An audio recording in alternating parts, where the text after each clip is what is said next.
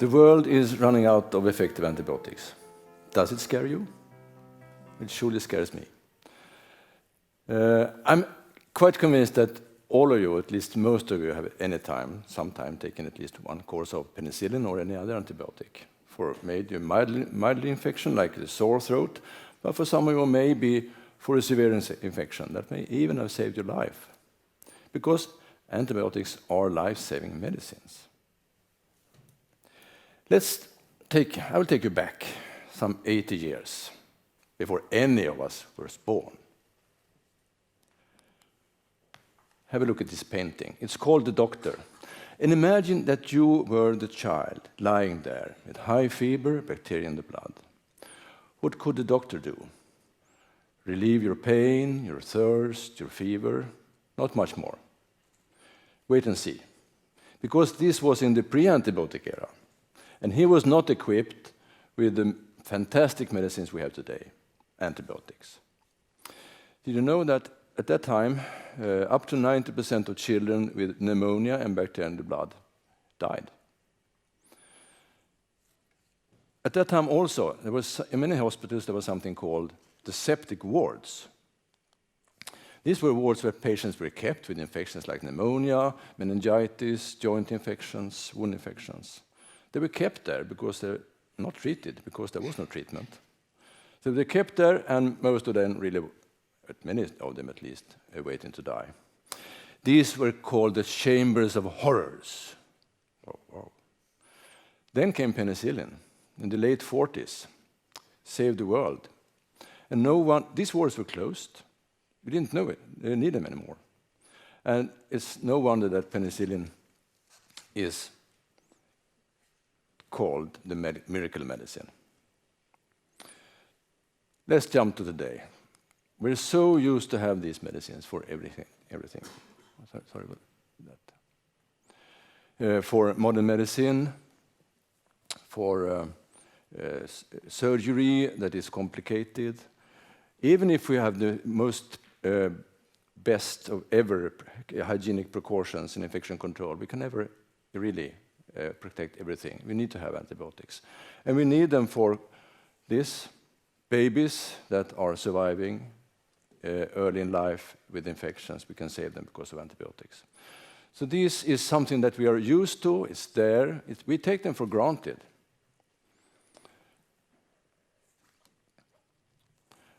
What are they? Well, first, a little bit of bacteria. Bacteria are many. There are many. They're all over the place, everywhere. They are the first living organisms in this planet. And whether you like it or not, these are the numbers you have in your body. Billions. If you put them together, it will be 2 kilograms of bacteria. Wow. Should we be afraid of these bacteria? No, surely not. They are our friends. Most of them, we need them. They protect us. They produce vitamins. They digest our food. They do many more good things for us. But a few tiny portion of them can really give disease, cause infections, either coming from the outside or from inside your body. And then is when we need antibiotics. That's where we need them. Now, I was watching the other day my 2 youngest grandchildren playing with blocks. Okay? They're building a pyramid. The funny thing was, of course, that the pyramid fell down all the time. But I got the idea of why not try to build a pyramid on antibiotics and trying to show what they do for us. And this is why I have this equipment here. So I'm taking off this cloth and showing you the cornerstones of modern medicine, antibiotics, penicillin, and many other antibiotics that came along during all the years. What can they do for us? Let's say that you have a scratch in your hand. It becomes infected, swollen, red, you get fever. What do? Go to the doctor and get an antibiotic. If you have a pneumonia, cough, high fever, short breath, you get an antibiotic. And these infections, they can also, the bacteria can transmit into the blood, giving something we call sepsis, which is a really, really nasty infection, really dangerous. And every hour you lose before you get an antibiotic increases the risk of death.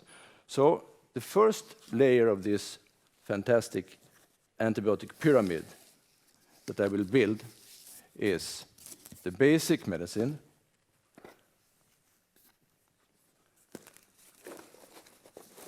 get it right, here. Then, what about maternal and child health? Numerous millions of people around the world contract sexually transmitted diseases like gonorrhea. If a woman gets gonorrhea untreated, it could lead to infertility.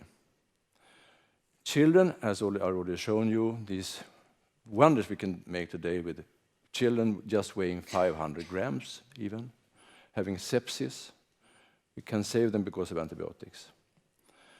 And also, complicated child deliveries can be difficult.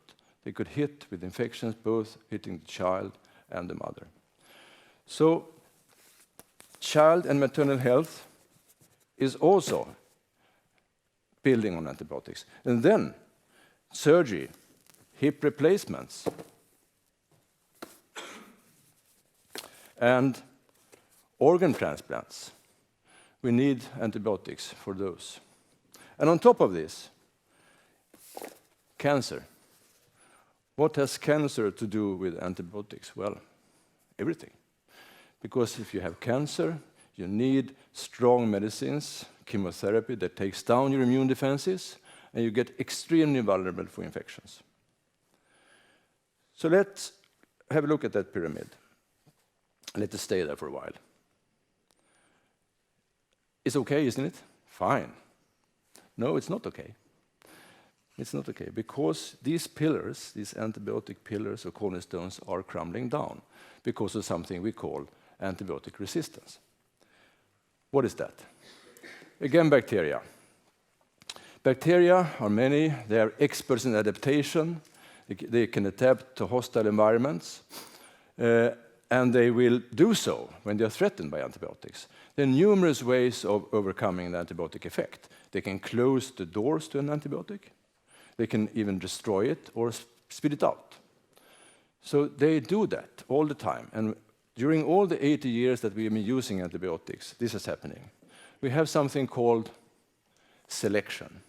In all major big bacterial populations, there is at least a few of them that are resistant. They do not any harm, they don't grow over, but when there is antibiotics around, they will take over, the susceptible, sensitive bacteria will die, and the other will grow.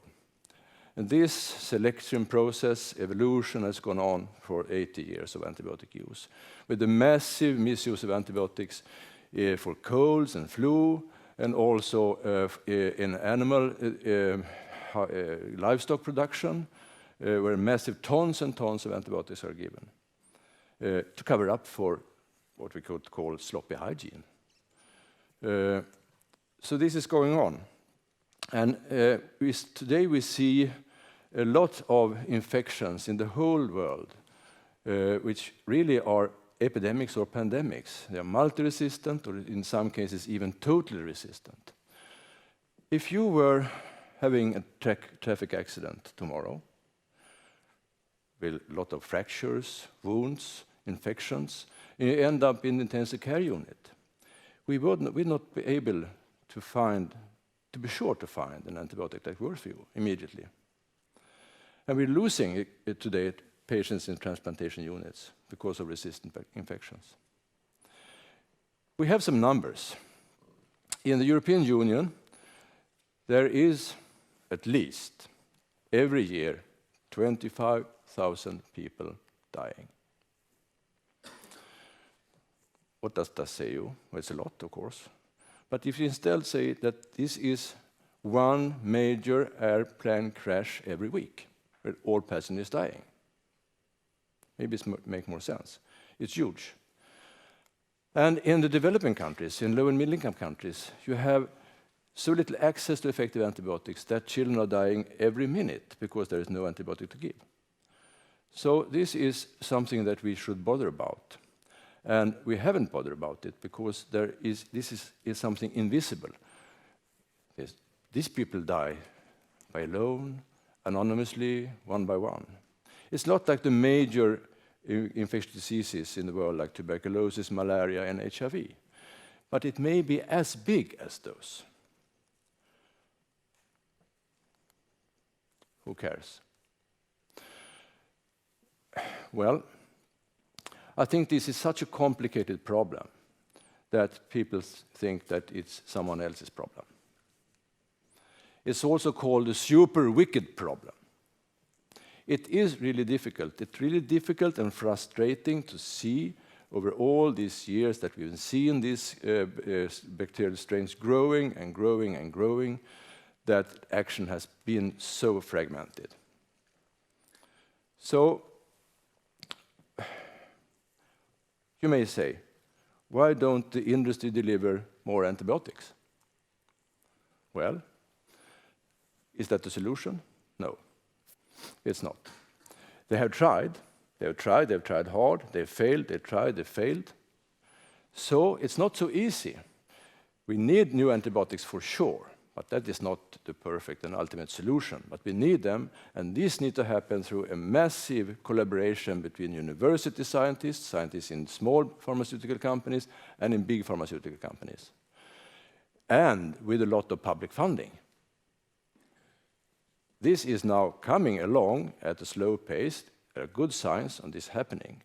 But we also need to build a system where these new pressure strikes are not misused as they are today.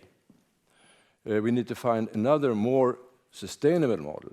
So all this will take a lot of time. What can we do meanwhile? Well, preserve what we have.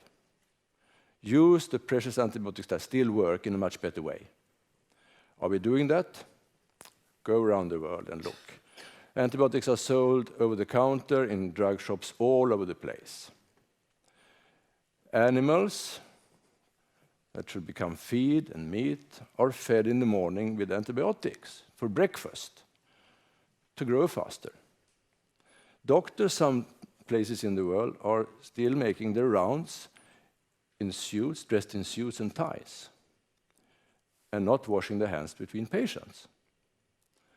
Talking about ties, there are some good studies on the bacterial flora on doctors' ties. You wouldn't like to know those results, I can tell you. So I think, in fact, we have built something on antibiotics that is not sustainable. We have been dependent on antibiotics in the whole world. Is this a doomsday prophecy? No, I am an optimist still. I think there are signs ongoing now since just a few years' time back that the world is taking this more seriously. But it's really difficult to get engagement. And we need strong leadership, strong global leadership. Need a lot of funding. We need to secure the access and affordability for medicines in the low-income countries. We need to work together at all levels of society in a coordinated way. What can we all do? Well, a lot. And there is hope that you will do it, and all of the people listening to this might be ambassadors, because we need to spread this message. We need to tell everyone about it, at home, at work, in school, on Twitter and social media. But also, we should probably, all of us, think twice before we take an antibiotic unnecessarily. Because if we don't fix this problem, we are really going to lose everything that we are building up on the pillars of antibiotics. And the pyramid of health built on antibiotics will simply crumble. Thank you for listening.